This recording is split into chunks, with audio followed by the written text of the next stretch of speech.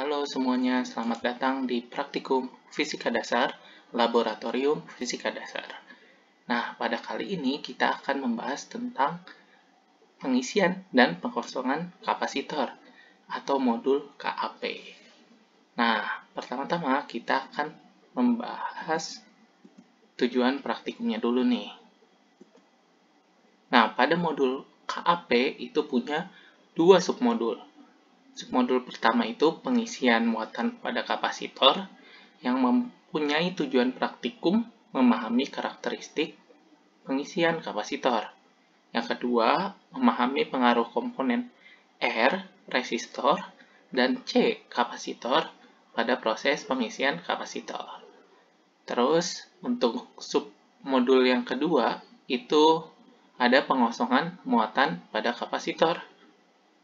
Nah, tujuan yang pertama itu memahami karakteristik pengosongan kapasitor. Yang kedua, memahami pengaruh komponen resistor dan kapasitor pada proses pengosongan kapasitor. Nah, kita lanjut nih. Ada dasar teorinya. Nah, bisa kita lihat di kiri ini, itu adalah lambang kapasitor. Kapasitor itu apa sih? Kapasitor itu komponen elektronik yang bisa nyimpen dan ngeluarin muatan. Jadi di sini untuk yang menyimpan muatan kita lakuin tadi submodul yang pertama, yaitu pengisian kapasitor. Nah, untuk pengosongan atau mengeluarkan muatan kapasitor itu kita pakai submodul yang kedua, pengosongan kapasitor gitu. Nah, yang di kanan ini bisa kita lihat hubungan antara kapasitansi, muatan, dan juga tegangan nih yang di kiri ini. Nah, Q sama dengan C dikali V. Nah, itu untuk persamaan hubungan kapasitansi, muatan, dan juga tegangan. Nah, sebelum kita lanjut, kapasitansi itu apa?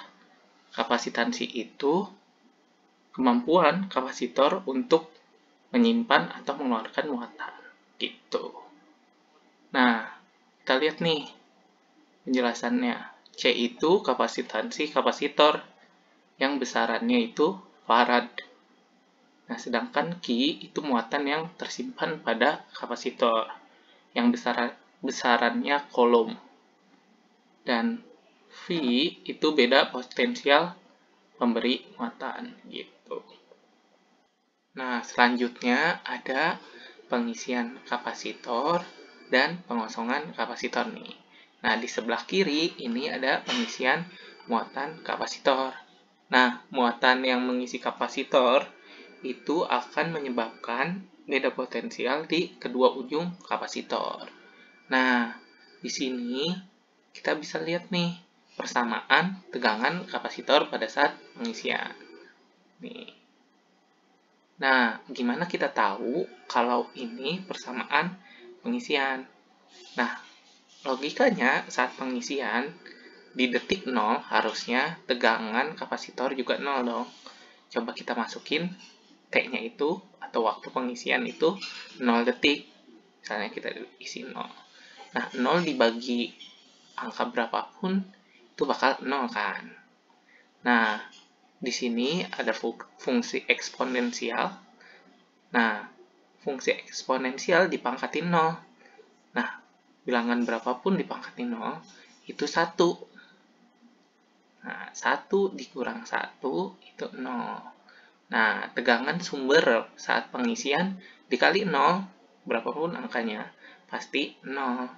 Nah, tegangan pada kapasitor itu 0, pada saat waktunya 0. Nah, ternyata ini rumus pengisian kapasitor. Nah, kita lanjut ke pengosongan kapasitor nih. Nah, kalau di pengosongan kapasitor, waktunya semakin bertambah atau waktunya semakin lama, lama-lama muatan kapasitornya bakal habis dong, bakal jadi 0. Nah, gimana cara kita tahu nih kalau persamaan ini adalah persamaan tegangan kapasitor pada saat pengosongan nih. gampang kayak tadi. Waktunya aja kita isi dengan 0. Nah, fungsi eksponensial dipangkatin 0, 1. Nah, di sini tegangan kapasitor sebelum dikosongkan nih, GGL 0-nya. Nah, berarti VC sama dengan GGL 0 atau E0 nih. Nah, di situ berarti di detik 0 itu tegangan di kapasitor belum berkurang sama sekali. Ya dong, karena dia pengosongan. Kecuali di detik, misalnya detik 10 dia bakal berkurang dikit. 20 tambah banyak, dan seterusnya sampai habis. Begitu. Kita lanjut ke alat dan bahan nih. Nah, pada alat dan bahan di modul ini itu ada kisi soket. Kisi soket gunanya untuk membuat rangkaian nih. Terus ada multimeter digital yang kita gunakan buat menghitung tegangan pada saat pengisian maupun pengosongan di kapasitor. Terus ketiga ada resistor yang bernilai 100 kilo ohm. Terus ada catu daya di DC atau direct current searah. Terus ada kapasitor yang besarnya 100 mikrofarad dan 470 mikrofarad.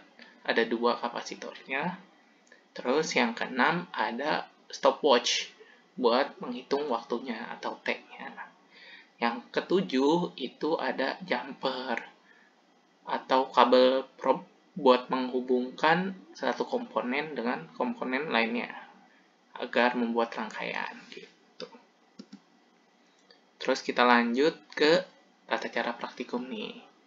Nah, buat ngelihat alatnya lebih jelas dan gimana cara tahu praktikumnya, kita langsung lanjut aja ke video. Ya, assalamualaikum warahmatullahi wabarakatuh. Selamat siang. Hari ini kita bakal praktikum atau kita akan praktikum mengenai pengisian dan pengosongan kapasitor atau KAP. Nah, KAP tadi itu dibagi menjadi 2 subbab, yaitu pengisian dan pengosongan tadi yang sudah saya sebutin. Dalam subbab ini sendiri nanti akan dibagi jadi beberapa percobaan lah istilahnya. Mulai lagi kita masuk ke subbab pertama. Subbab pertama dan subbab kedua itu sebenarnya hampir sama, cuman yang pertama diisi, yang satu dikosongin. Nah, alat-alat yang dipakai pun sama. Jadi alat-alat yang kita pakai itu ada resistor. Ini resistor 100 kilo. Setelah itu ada kapasitor.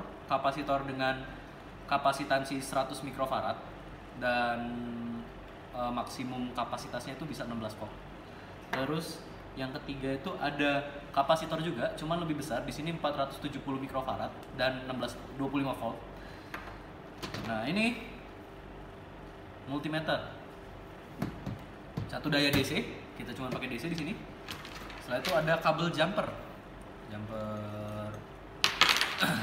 Setelah itu di sini ada kisi soket.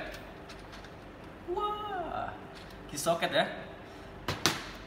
Nah, di sini langsung aja kita di submodul pertama. Submodul pertama itu kita diharuskan untuk membuat suatu rangkaian dan mengisi kapasitornya. Nah, pertama-tama yang harus kita lakukan adalah mengecek apakah kapasitor ini terisi atau tidak dengan cara menyambungkannya ke multimeter. Nah, si multimeter ini sendiri itu kita harus setting ke volt dulu. Kita colok di sini karena kita mau menghitung voltasenya. Wah, pendek sekali ya.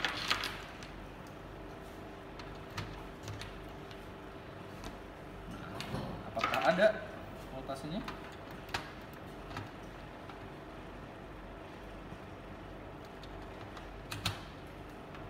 Sekarang sudah kosong sekali ya.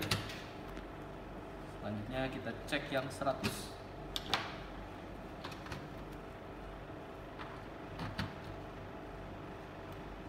Sudah dikosongkan juga. Sekarang kita bisa membuat rangkaiannya. Nah, rangkaian pertama itu yang kita gunakan adalah 100 kilo resistor 100 kilo dan juga kapasitor yang 100 mikrofarad. Nah, pertama kita colokkan dulu di sini.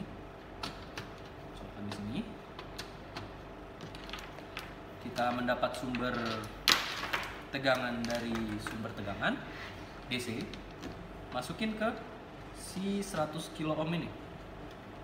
Ingat, kapasitor itu adalah komponen elektrik yang memiliki polar atau memiliki sisi. Jadi di sini sisi positif dan sisi negatif. Sisi positif itu harus bertemu dengan arus positif. Jangan sampai terbalik karena nanti bisa terbakar atau rusak.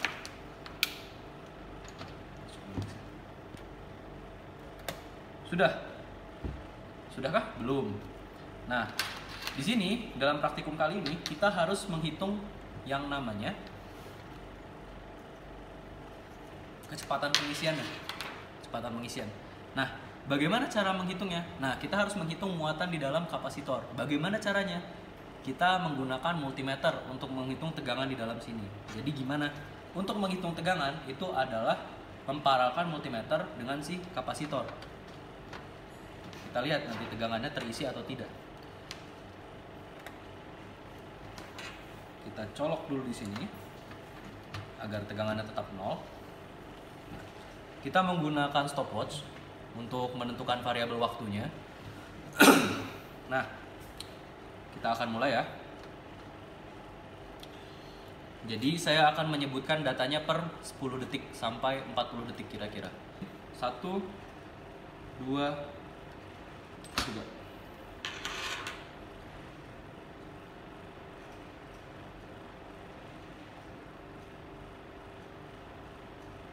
Detik pertama kita dapat 3,83.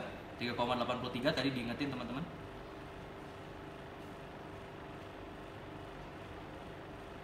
Di 20 detik pertama kita dapat 5,43.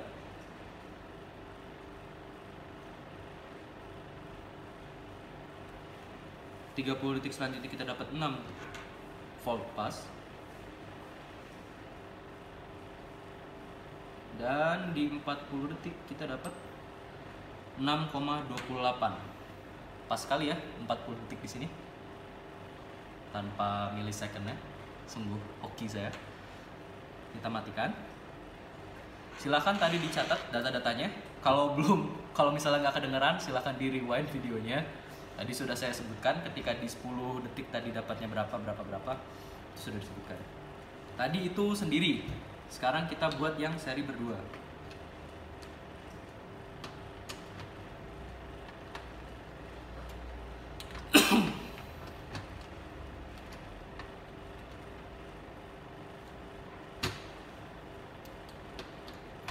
Nah, ini ya yang seri berdua. Jadi kita tinggal tambahin yang 470 mikrofarad, 100 mikrofarad tinggal ditambahin aja. Nah, terus ini 1625 tinggal ditambahin, diseriin. Terus multimeter itu harus mengukur tegangan di dua ini. Jadi kita colokin yang pertama di 16 voltnya, yang kedua di 470 mikrofaradnya. Nah, sekarang kita bisa mulai lagi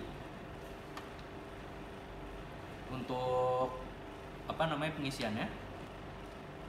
2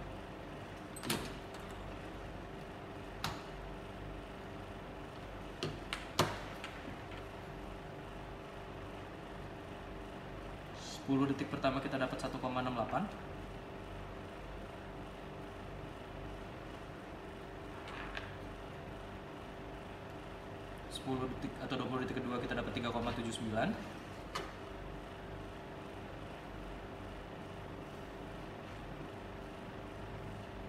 30 detik kita dapat 5,43.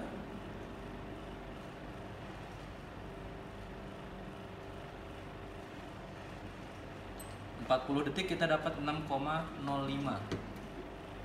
Bisa dianalisis sendiri nanti. Sekarang kita kosongkan lagi.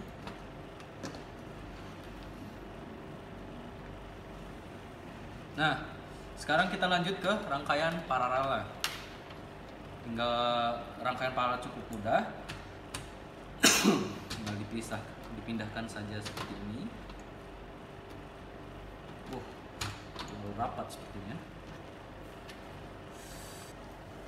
1, 2, 3.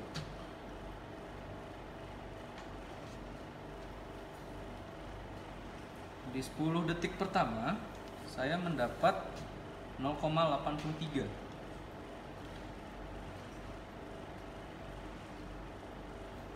Di 20 detiknya saya mendapat 1,66. Di 30 detik saya mendapat 2,43. Di 40 detik saya mendapat 3,03. Untuk subbab pertama yang harus dianalisis itu adalah mengapa kita harus menggunakan arus DC untuk pengisian. Yang kedua itu adalah dari ketiga komponen ini, maksudnya dari ketiga susunan tadi, kan tadi susunannya ini sendiri, setelah itu berdua tapi diserikan, dan berdua tapi diparalelkan. Dan mana yang lebih cepat dan mengapa? Lebih cepat dalam artian pengisian ya. Sini kita akan melakukan pengosongan kapasitor ya. Kita mulai dari rangkaian yang seri pertama tadi, seri pertama yaitu yang seri sendiri yang 100 mikrofarad dengan kapasitas 16 volt. Nah, di sini sudah terisi sekitar 6, berapa nih? 30. Anggaplah 30 ya, 6,30. Sekarang akan saya kosongkan. Nah, sama pengosongannya, kita bisa menghitung ya. Nah, saya akan menghitung per 10 detik juga tadi, sampai dia ke detik keempat. Akan saya kosongkan ya, saya mulai kosongkan dari sekarang. Detik ke-0 silahkan catat 6,30. 1, 2, 3.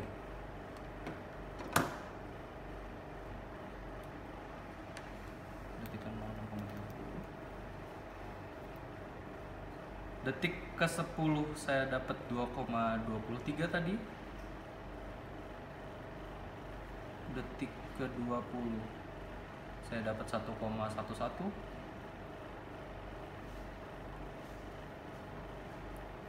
Detik ke-30 saya dapat 0,43. Detik ke-40 saya dapat 0,19. Nah, itu tadi sudah dapat dari detik-detiknya tadi. Silahkan kalau belum terlalu terlihat atau terdengar, silahkan diputar kembali videonya. Ya, jadi kita lanjut lagi ya ke yang seri tapi berdua. Itu akan sudah terisi di sini 6,43. Akan saya short atau akan saya kosongkan muatannya. Silahkan catat di detik 0 itu 6,40 saja, nggak apa-apa. Langsung lanjut saya short. 1, 2, 3. 10 detik pertama itu saya mendapatkan hasil 2,23. 2,23 ya. 10 detik kedua saya mendapatkan hasil 0,70. 10 detik ketiga saya akan mendapatkan hasil 0,31. 10 detik selanjutnya atau keempat, 40 detik terakhir saya mendapatkan nilai 0,1 volt. Nah, kita akan lanjut ke yang paralel. Nah, paralel ini sama kayak tadi, sudah terisi. Di sini dapatnya 5,66 terisinya. Silahkan dicatat di detik ke-0 itu 5,66. Saya akan start ya. 1, 2, 3.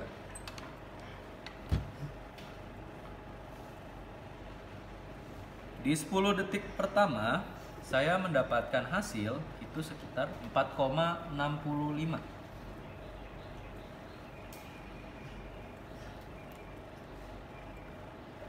Di 20 detik 4,04. Di Di 30 detik saya mendapatkan 3,40 40 maksudnya, 40 maksudnya.